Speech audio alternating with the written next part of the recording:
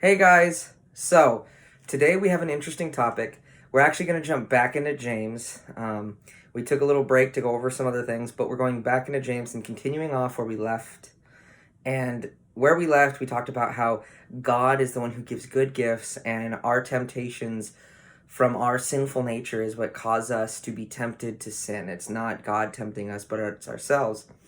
And now we're going to be looking at basically what we should be doing when we deal with trials, because we already ran through a long list, and this really attacks our kind of our emotion and kind of what we do and should be doing in our trials, like as they're happening.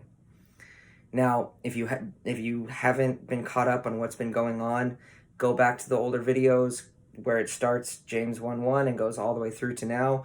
We're starting in verse 19, so please look at those first and then watch this. So, starting off, James chapter 1, verse 19, it says, "My dear brothers and sisters, understand this. Everyone should be quick to listen, slow to speak, and slow to anger. For human anger does not accomplish God's righteousness." So, there's a lot going on right now with people's temptations and angers flaring up, and you can see a lot of problems. And if you're anything like me and you've dealt with trials aren't just like these really big, hard things in your life where you're like, oh, I just got expelled from school, or I just lost a family member, or my friends hate me and I've been ostracized and kicked out of my friend group. They could be as little as trials to where it's just that everyday trial that makes you angry and messes with you, like your little sister keeps, kicking you in the shins during dinner or something. That could be a trial where you need to have patience and you need to be kind. And trust me, you'll see why. But here, everyone should be quick to listen. This is the first thing. When you're dealing with these trials, everyone should be quick to listen. And this is just general wisdom. You have, and if you haven't heard this before, it's good. Most of you probably heard it. You have 2 ears and 1 mouth. You should listen twice as much as you talk. And if you're anything like me, who talks a lot and just won't shut up, you need to put this in practice and listen more. Because listening to other people is very important. That's how you find out what they think, what they believe, what's going on in their lives. If you're constantly just talking and talking and talking and talking, it's just a one-way monologue, and no one likes that. I mean, if you've ever been on the other side of that where someone's just talking at you but not having a conversation with you, it's hard to be, you kind of like, you're like, oh, cool, they're glad, I'm going to take off now, bye, and you want to get out of that conversation because it's not really a conversation. And the problem is, if you're like with the stuff that's going on now, there's a lot of hurt feelings in the world right now, and they're not listening to anyone. They're not listening to truth or facts. They're going off of their own feelings and what they think, and how dare you say anything against what they believe and what they think? Because they're just not listening. They only want to hear themselves. And this is not how we should be. We should sit down and understand and think things through. Now, the second thing, everyone should be slow to speak. Just as you have to listen twice as much, you got to shut your trap. You got to be quiet sometimes. Because if you're talking and talking and talking, you can't listen that well. You'll cut people off, and you don't want to do that. You can't listen to someone if you're constantly speaking. And the problem is, if you're constantly speaking, you'll think you're always right. You'll think that your way is correct. The hardship or the trial that you're dealing with, it's right because you're the only opinion that you hear. Because you're constantly rambling on and not letting anyone get in a word. And that's a problem. You need to stop and wait.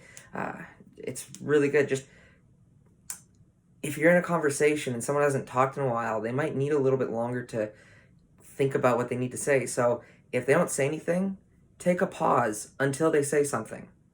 Don't just sit there and go, what do you think? So, what do you think? Do you think this? Don't do that. Don't answer for them. Be like, well, what do you think? And wait for them to answer. It's practical wisdom, and it's don't speak as much. Stop. Listen to what's going on. Listen to opinions before you just start rambling on what you think especially without full information. If you don't have all the facts, if you don't know everything that's going on, don't just start talking. Don't just start running your mouth, because eventually you're going to say something wrong, and when you get caught out for it, you just feel stupid.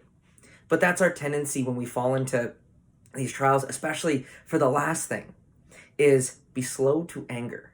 I also like the fact that, and the word does talk about wrathful anger, this release of anger. So it's not just getting angry, but also like the things that you do with your anger, because anger is a feeling, and sometimes we feel angry, but we need to be slow to that. We need to make sure we're not just, someone says something that might hurt us, we can't just go, "What? How dare you?" No. Yes, people might say things that hurt us, but we need to stop and go, did they mean that? I don't know. Let me keep listening to them. And then when it's my turn to speak, I'll ask them, I'll talk to them about it and have a conversation with them about what they said. And the truth is, if you think that anger is just a horribly bad thing, there is good anger. Now, Ephesians 4. In Ephesians, especially in this section where we're talking, Paul is telling this group to not be like the Gentiles were, but instead put on the new man, or be the new self, and these characteristics of a saved person. And one of the characteristics is in chapter 4, verse 26 of Ephesians. It says, "Be angry and do not sin.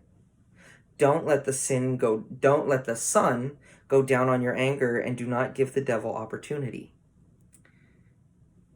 If you're angry, you can have righteous anger. Like an example is, if you're mad that babies are aborted every day and killed and murdered under the name of abortion, it's like, that's wrong. That's horrible. And there's injustices in the world, especially things that go against God, that we could be righteously angry about. But human anger and human wrath, the product of our anger, is what is that sin area. Because if we can be angry and do not sin, because, for example, if I'm angry at someone that's like calling me names, and I just like bam, and I punch him, I knock him out, that's sin. That's wrath. That's human wrath. And that does not, as verse 20 says in James 1, human anger does not accomplish God's righteousness. We can be angry, and in our trial, if we're slow to anger, we're slow to speak and quick to listen, we can be that example of God and his righteousness. And we can get to that point where we sit down, we wait to figure everything out, instead of just flying off the handle, instead of exploding at people, instead of telling them what we think and not listening to their opinions. We can stop and relax, wait, and also pray while you're waiting on those things. And we can, from there, have God's righteousness. We can do what is right in God's eyes. Instead of hurting people with our words, with our actions, we can share God's love to them, even if that means telling someone they're wrong. You can tell someone they're wrong in two ways. You can do it very angrily with human wrath and shouting and yelling, or you can do it the right way, which is being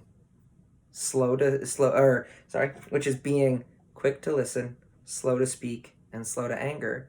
And from there, figuring out what's wrong, praying about the situation, and being able to handle that trial. Because, guys, like I said, trials don't have to be huge. They can be little things that your friend is bugging you all day, and that's a trial. They're just that sandpaper that's rubbing on you. And you need to not fly off the handle. You don't be angry quick. Don't just start yelling at them, but instead ask them, "Dude, why'd you do this?" And listen. Pay attention to what they're saying. And then from there, figure it out. So I hope this helps, guys. God's word is great. I miss you. I can't wait till we can meet again. And I will let you know as soon as I know when we can start meeting again in youth. So until then, stay safe and God bless.